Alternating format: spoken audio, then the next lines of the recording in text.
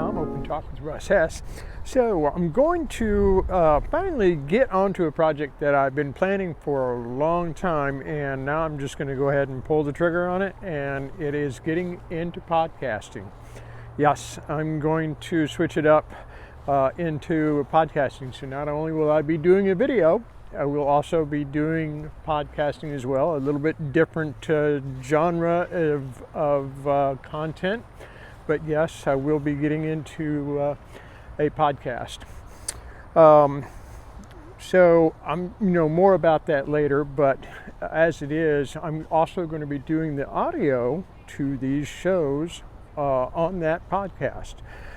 So you'll have an opportunity to not only watch but listen to what you are watching right now.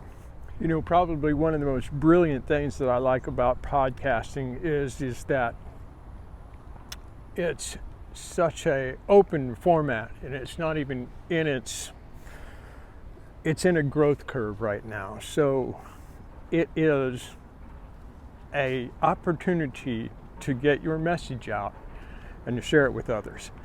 And man, who doesn't have a voice? And to really take advantage of, what you have to share in its infancy is really a true gem. And what is more about podcasting is the fact that it is a form that is just free to the public, free to anybody, actually.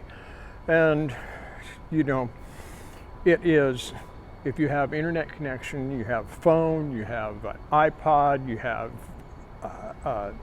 a desktop computer, a laptop, these all make it accessible to you to listen to, these free episodes. And there's just a worth of information out there that can be had and, can be shared.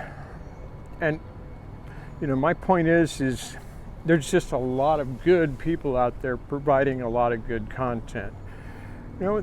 Obviously there's a lot of folks out there that are, it is the internet, so, or you may want to call it the internet, but there are some, let's be honest, there are some, a little crazy content out there. I don't want to speak badly or poorly of it, but I would just say it's just maybe not my bag, and not my, preferred content.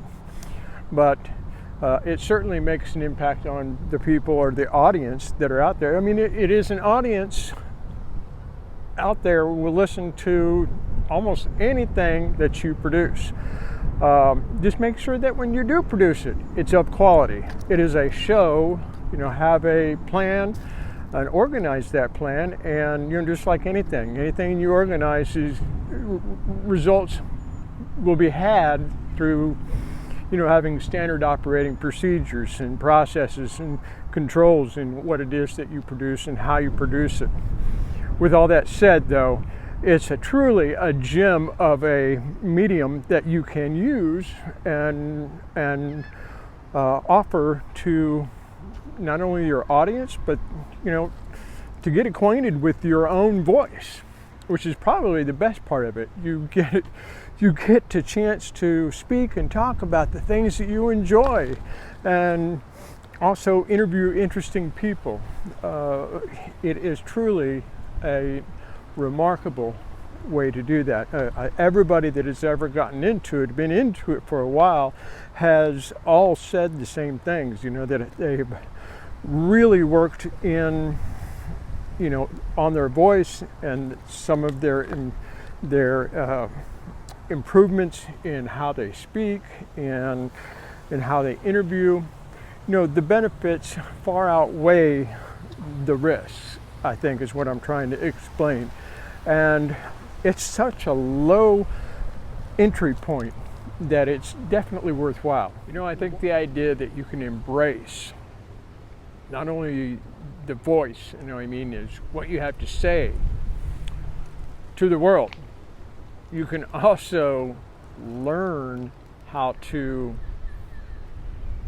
introduce yourself to that world. And podcasting is just a true gem in how you can do that. And you don't have to be remarkable to get started. What you do have to do is get started, obviously. Ideally, when all of it comes together and you've got all the technical pieces of a podcast come together, you'll find that there's all different kinds of challenges,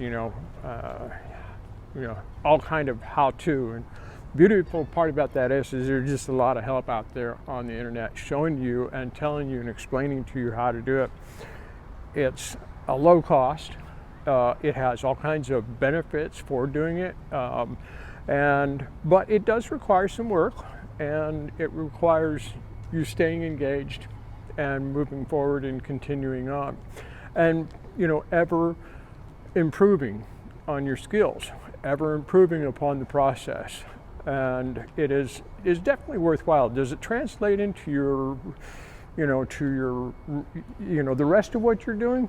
Probably, because it has all the elements of following the procedures and processes and that kind of thing. Now, there's not an exact science to it, which is the beautiful part about it, because there's multiple ways to do all these things. As well as in general life, there's always multiple ways to manage and complete tasks. So, with that said, you can always find a better way to work the processes. And the other side of this is most podcasts only make it to 11 episodes.